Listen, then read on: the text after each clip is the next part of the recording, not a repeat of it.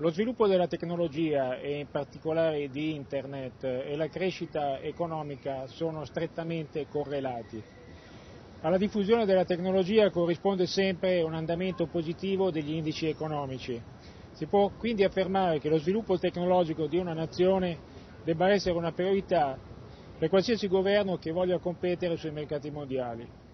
Il settimanale The Economist stila ogni anno una classifica mondiale sulla base di più di 100 fattori, suddivisa in 6 categorie.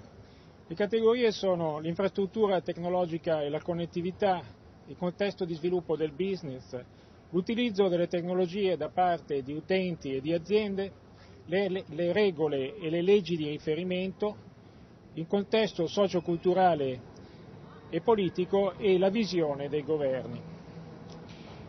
La somma di questi fattori è stata definita readiness, sostanzialmente prontezza, capacità di reazione, e si riferisce a un reale uso e diffusione della tecnologia, non alla sua semplice introduzione. In altri termini, sono sì importanti i numeri dei personal computer, dei telefoni cellulari e dei siti web, ma ancora di più lo sono il loro reale e efficace utilizzo e il beneficio che ne deriva per i cittadini. Il rapporto 2009 dell'Economist, prodotto in cooperazione con l'IBM, che parla del E-Readiness Ranking, sancisce il predominio del Nord America e dell'Australia, seguito dall'Europa occidentale, Russia e Asia orientale.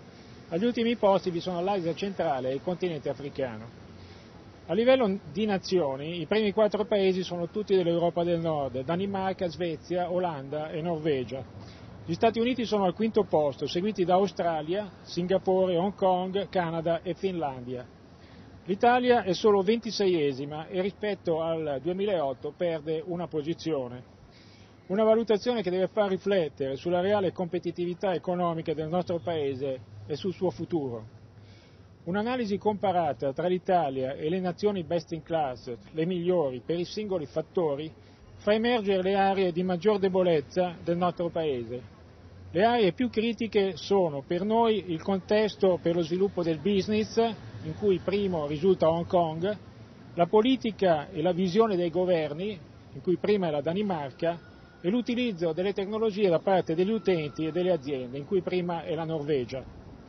Per recuperare posizioni è importante che il governo affronti con altra priorità i fattori di debolezza e sblocchi al più presto i fondi destinati allo sviluppo della banda larga di 800 milioni. La competizione internazionale è basata sulla tecnologia diffusa, a basso prezzo e integrata tra sistema pubblico e privato, aspetti che hanno nel mondo del business uno sviluppo sempre più accelerato. Esiste una legge per la quale più è alta l'adozione della tecnologia, più questa si diffonde con rapidità. La velocità dello sviluppo tecnologico e della connettività è quindi essenziale per l'Italia per non perdere altre posizioni a livello mondiale. Dal 1 luglio 2010 ogni cittadino finlandese avrà garantita per diritto una connessione alla banda larga ad almeno 1 megabits in quanto diritto fondamentale, a quando lo stesso per l'Italia.